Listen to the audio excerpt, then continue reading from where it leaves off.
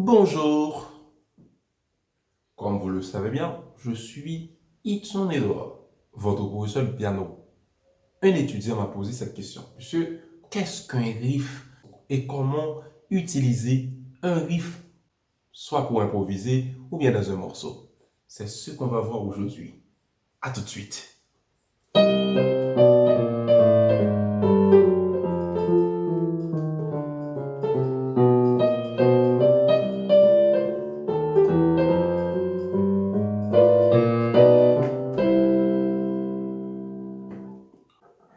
Juste avant, qu'est-ce qu'un riff? Un riff, c'est une courte phrase musicale mélodico-rythmique, généralement allant de 2 jusqu'à 4 mesures. Cette petite phrase peut modifier légèrement dépendamment du déroulement du morceau. Je bien dis, une courte phrase mélodico, c'est-à-dire des notes successives, donc un enchaînement de notes, et ensuite sur une rythmique. Par exemple, ça c'est un riff, la mélodie. Voilà. Il existe 3 types de riffs. Le numéro 1, c'est le riff transpositeur.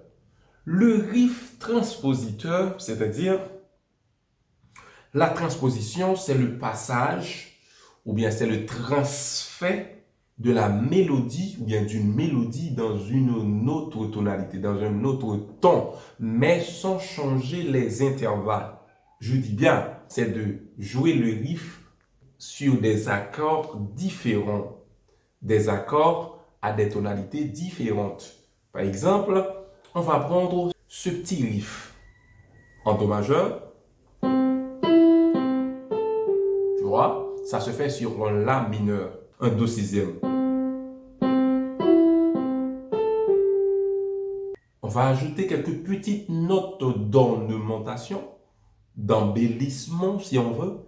On les appelle aussi les grace notes, là où l'appoggiature, donc un petit chromatique entre mi. On appelle ça grace note. Donc on va appuyer légèrement sur mi bémol avant d'attaquer mi. Ainsi de suite pour la. Voilà, sur les riffs c'est ça. Mais c'est plus intéressant en ajoutant quelques petites notes d'embellissement. Ça se fait sur do septième. Donc avec un do septième à la main gauche. Donc on aura. Voilà. Ici, on va transposer la même mélodie avec des notes différentes sur un accord différent. Donc avec un fa septième, donc on joue. Donc c'est un ré sixième. Mais on ajoute les petites notes sur la tierce et la sixte. Donc on aura et on revient en do. Si bémol. Voilà, c'est ça la petite modification. Donc on attend à ce qu'on fait sur si bémol. On essaie de modifier légèrement le riff transpositeur sur l'accord de si bémol septième. Ici après on fait une grace note sur, en ajoutant la. Et on aura ceci.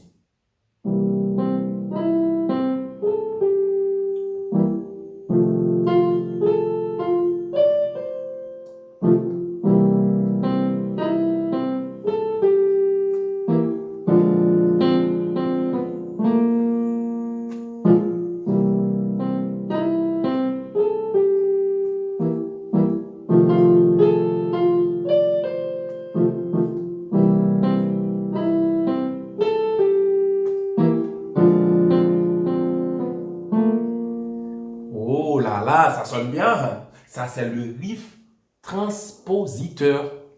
Le numéro 2, c'est le riff non transpositeur.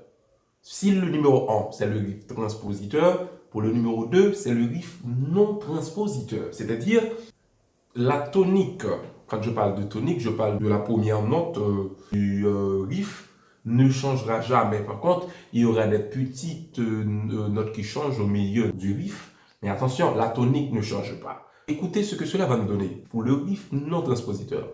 On va enlever les petites notes d'ornementation. On va enlever le mi bémol et le la bémol. Donc on fait tout court. Do. Sixième sur Do septième. Et sur Fa, on fait Do mineur 6. Voilà. Écoutez, on voit ceci. La même rythmique.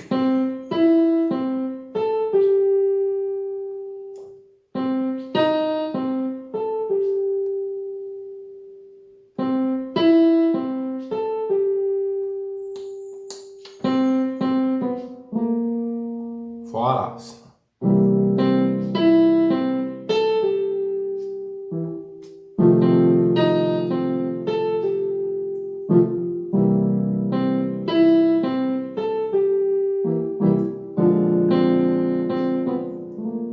Oh là là!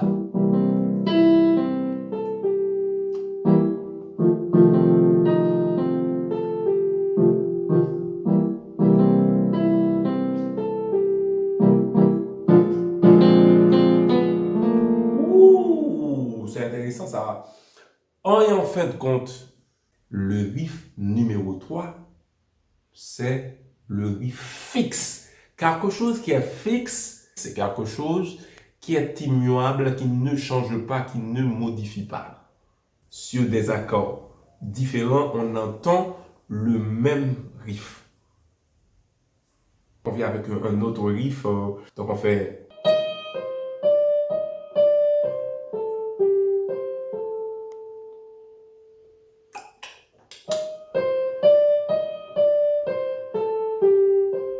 Voilà, ça c'est le riff. Cela ne change pas.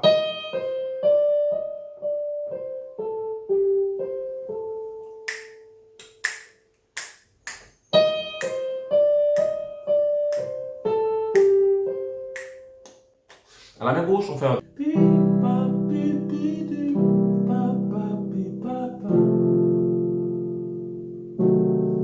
On est passé de Fa septième à Do diminué.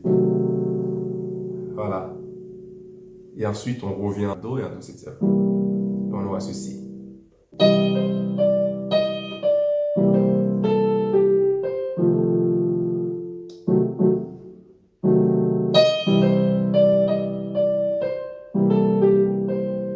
Oh! Réessaye.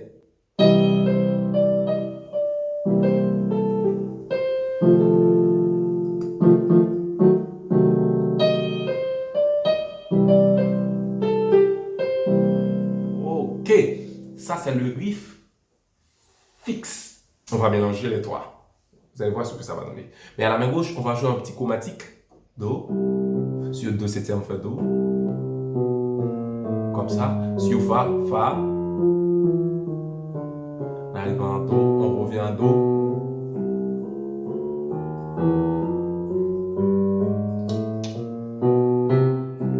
Oh, c'est intéressant, hein? C'est pas difficile. Écoutez.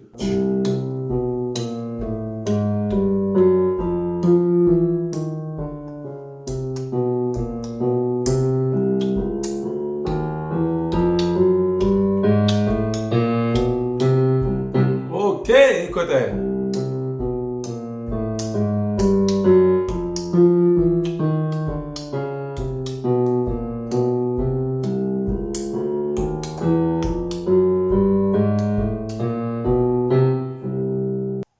Pour improviser un blues, qu'est-ce qu'il faut faire?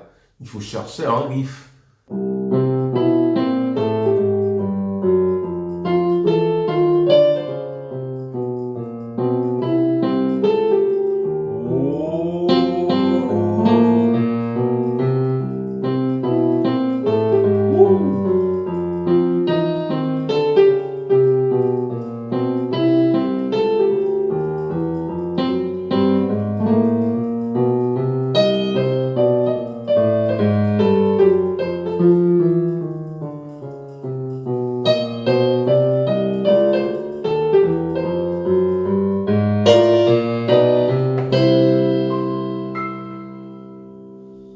Voilà.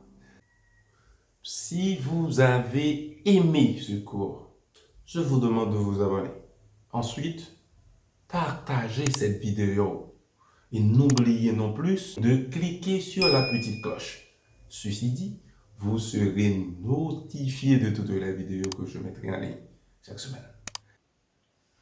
Donc, je vous présente le livre niveau 3, notre livre sur l'harmonisation niveau 3, la troisième partie, qui explique avec des exemples, de différents exemples, l'utilisation des riffs dans la musique de blues. Et là, vous serez en mesure de définir le riff et de faire la différence entre les riffs transpositeurs, non transpositeurs et fixes. Et il y aura aussi des exemples à l'appui.